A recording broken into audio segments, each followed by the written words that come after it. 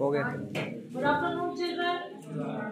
छत्तीसगढ़ समग्र शिक्षा द्वारा चलाए जा रहे उपचारात्मक शिक्षण कार्यक्रम के अंतर्गत आज की इस रेमेडियल टीचिंग की क्लास में मैं आप सबका स्वागत करती हूँ। मैं government higher secondary school Sambalpur से Sunita Wadhwani.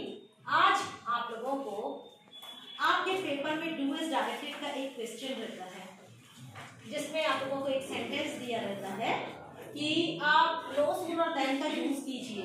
Use no sooner than in place of as soon as. उसी को ही हल करवाने वाली हूँ और ये एक बहुत महत्वपूर्ण टॉपिक है।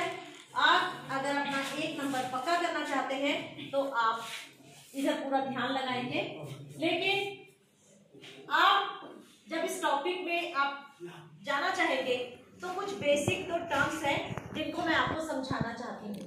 कई बार क्या होता है, आपका फ्रेंड या आपको कोई चुटकुला सुनाता है तो आप क्या करते हो, मुस्कुराने लगते हो या हंसने लगते हो, है ना। मैं घर से निकली नहीं, बारिश होने लगी। आप नोटिस कर रहे हो कुछ होने लगता है या कुछ होने लगा।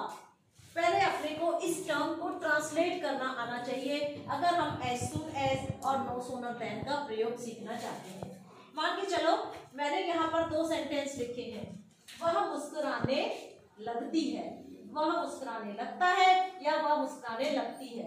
ऐसा कब होता है, जब हम किसी को कुछ जोक सुनाते हैं या कोई हमें पहले की कोई बात याद आ गई। तो पहले देखिए कौन मुस्कुराने लगती है, वह।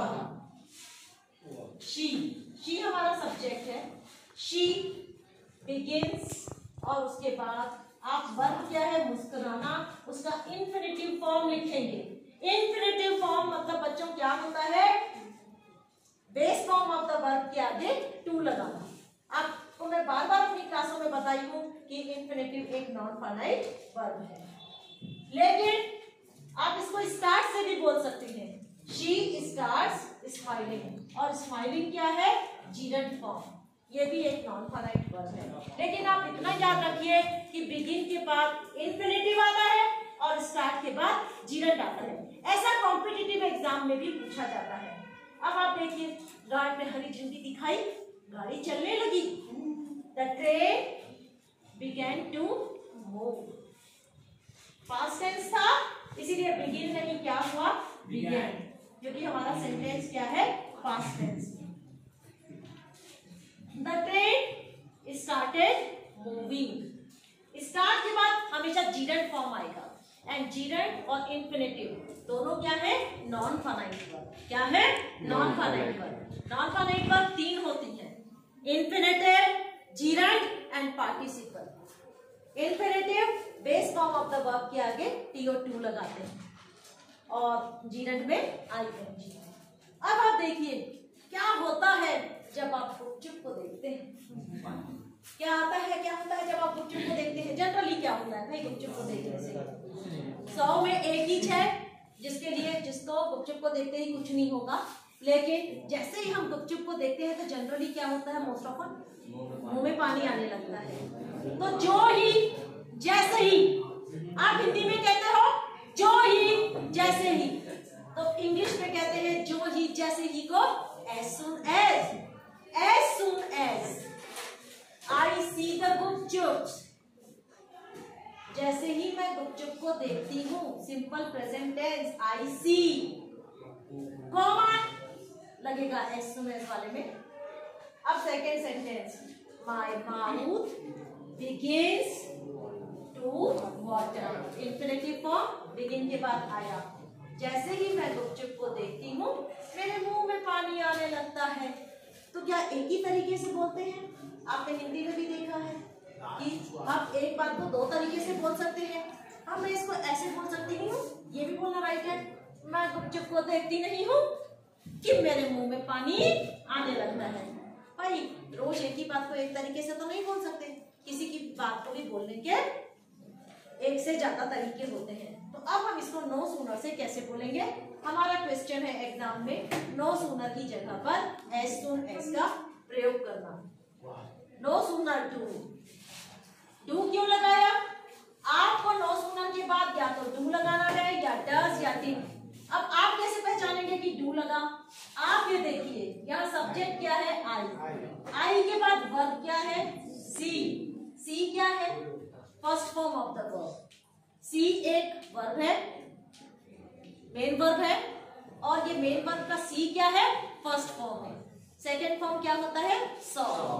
सी saw. And third form past participle वाला फॉर्म क्या होता है? सी। तो नो सूनर डू। डू मैंने क्यों लगाया? मैंने बताया आपको कि एस के बाद जो सब्जेक्ट है यू हैव टू चेक। आपको चेक करना है कि एस सुन एस के बाद जो सब्जेक्ट आया है उसके बाद मेन वर्ब का जो फॉर्म है वो कौन सा है। अगर उसमें एस ई एस नहीं लगा है तो आप नो सूनर के बाद क्या लगाएंगे? डू। आई सी द गुपचुप। जो का त्यों लिख दीजिए। अब ये जो कॉमा है, इस कॉमे की जगह आपको क्या लिखना है? THAN। देन फिर आप वाक्य जो दूसरा वाक्य है उसको जो का त्यों लिख दीजिए। Then my mouth begins to water. एकदम आसान, कुछ नहीं करना, एक नंबर पक्का हो गया।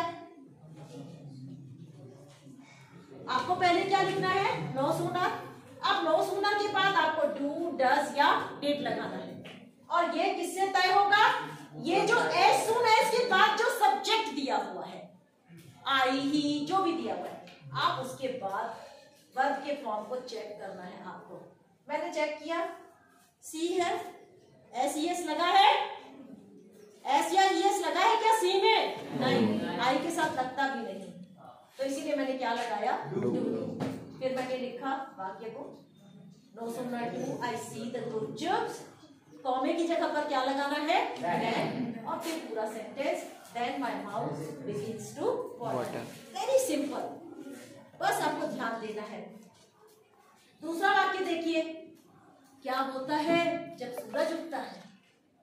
क्या होता है जब सूरज उगता है? तो आंसर तो एक ही होता है, अंधेरा गायब हो जाता है। As soon as the sun rises, as soon as the sun rises, the darkness, अंधेरा, the darkness, गायब होना मतलब disappears। तो जो ही सूरज उगता है अंधेरा गायब हो जाता है। अब इसको बोलेंगे सूरज उगता नहीं है, सूरज उगता नहीं है कि अंधेरा गायब हो जाता है। मैंने लिखा नो सूनर, सबको दिख रहा है, लेकिन यहाँ पे क्या लिखा है मैंने? डस। डस क्यों लिखा है? क्योंकि सन के बाद एज सून एज के बाद हमारा सब्जेक्ट क्या है? द सन। सन के बाद क्या आया? क्या आया है? राइस में क्या लगा हुआ है? एस, क्योंकि राइस की स्पेलिंग क्या है? RISE, है ना? एस लगा हुआ है। तो अब जब आपका वर्ब में एस लगा हुआ है तो आप किसकी हेल्प लेंगे? Does. No sooner does the sun rise. इस एस को नहीं लगाना क्योंकि ये एस अब इधर डस के साथ आ गया है।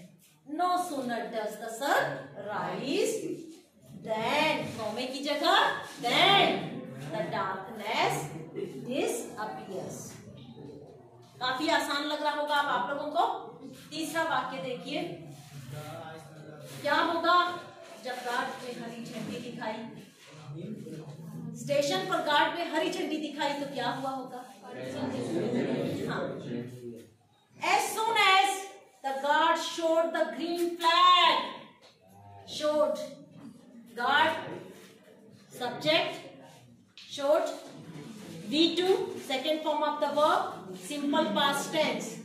जैसे ही गार्ड ने हरी झंडी दिखाई, comma, the train started moving, गाड़ी चलने लगी। नो सूनर डिड क्यों आया? जो मेन वर्ब है उसका सेकेंड फॉर्म दिया होगा तो आप नो सूनर के बाद क्या लगाएंगे? Did. No sooner did the guard show the green flag. Comma की जगह क्या लगाना है? Then the train started moving. आ रहे समझ में? गार्ड ने हरी झंडी दिखाई नहीं कि गाड़ी चलने लगी। As soon as the mice see the cat, क्या होता है जब चूहे बिल्ली को देखते हैं? स्टार्ट कर देते हैं, है ना। तो as soon as the mice see the cat, जो ही चूहे बिल्ली को देखते हैं, they start running away, वे भागना शुरू कर देते हैं। चूहे बिल्ली को देखते नहीं है कि भागना शुरू कर देते हैं। क्या है as soon as के बाद सब्जेक्ट क्या है, माइस, ये आपका सब्जेक्ट है। सब्जेक्ट के बाद वर्ब क्या दी हुई है, first form without S E S, इसीलिए नो सूनर के साथ क्या आया, डू। कॉमे की जगह क्या आया, then. No sooner do the mice see the cat than they start running away. तो ऐसा होता है, कई लोगों को बहुत गर्मी लगती है, बहुत ज्यादा। मम्मी कहती अरे मेघा घर में घुसती नहीं है कि पंखा चालू कर देती है ना। या मम्मी ऐसे भी कह सकती है, जैसे ही मेघा घर में घुसती है पंखा चालू कर देती है। तो हम डेली लाइफ में इन सबका यूज करते हैं। मम्मी कहती है स्कूल से जैसे ही बच्चे लौटते हैं खाना मांगना शुरू कर देते हैं। बच्चे घर में घुसते नहीं है कि खाना मांगना शुरू कर देते हैं। तो ये अगर चीजें यूज हिंदी में है तो इंग्लिश में भी है, बस जरूरत है कि हम उनका यूज करें। हम डरे नहीं, हम संकोच नहीं करें। हम लोग क्यों नहीं बोलते हैं इंग्लिश में, क्योंकि हमें डर लगता है कि कोई हमको क्या बोलेगा। लेकिन आपको डरने की जरूरत नहीं है, क्योंकि जो गलतियां हैं वो सीखने का प्रमाण है। Errors are evidences of learning. जहां गलती होती है वहीं सीखना होता है। समझ में आ रहा है? Learning is the result of an error. हम साइकिल भी तभी चला पाए थे जब हम गिरे थे, बहुत बार गिरे उठे। तो आप लोग क्या सोचते हैं, यार मेरे से गलती होगी, मेरी हंसी उड़ाएगा। आपको उसकी परवाह नहीं करनी है, आपको बोलना है ना, आपको कोशिश करनी है। अब ये कितना सिंपल था, नो सूनर देन का प्रयोग एज सून एज की जगह पर, या एज सून एज की जगह पर नो सूनर देन का प्रयोग, या नो सूनर की जगह पर एज सून एज का, ऐसा भी आ सकता है। आपको डरना नहीं है, आपको करना है। बस आपको चेक क्या करना है कि जो एज सून एज के बाद सब्जेक्ट है उसके बाद वर्ब का कौन सा फॉर्म है। अगर एज सून एज के बाद जो सब्जेक्ट आया है उसके बाद वर्ब में एस ई एस नहीं लगा है, V1 है only without S E S, तो आप नो सूनर के बाद क्या लगाएंगे, डू। लेकिन अगर सब्जेक्ट में के बाद जो वर्ब है और उसमें एस और ई एस लगा है तो आप नो सूनर के बाद क्या लगाएंगे, डस। लेकिन अगर सब्जेक्ट के बाद वर्ब का सेकंड फॉर्म है तो आप नो सूनर के बाद क्या लगाएंगे, डिड। और आपको तो पता है कि जब आप नो सूनर का यूज कर रहे हैं तो ये जो एज सून एज वाले सेंटेंसेस में कॉमा आ रहा है और कॉमे के बाद दूसरा सेंटेंस बिगिन हो रहा है। लेकिन जब आप नो सूनर यूज करते हैं एज सून एज की जगह पर तो ये कॉमा हट जाता है और उस कॉमे की जगह पर क्या आ जाता है, क्या आ जाता है, तो सिंपल है। आगे आपको समझ में। अब आप अपना एग्जाम में 1 अंक आपका पक्का, मैं विश्वास तो हो सकती हूँ ना कि आप लोगों का 1 अंक नहीं कटेगा, बना लोगे। हाँ, तो मैं यही उम्मीद करती हूँ कि मेरे बच्चे, सभी बच्चे एग्जाम में एज सून एज और नो सूनर देन से रिलेटेड क्वेश्चन को हल कर लेंगे और अपना 1 अंक नहीं कटवाएंगे, है ना।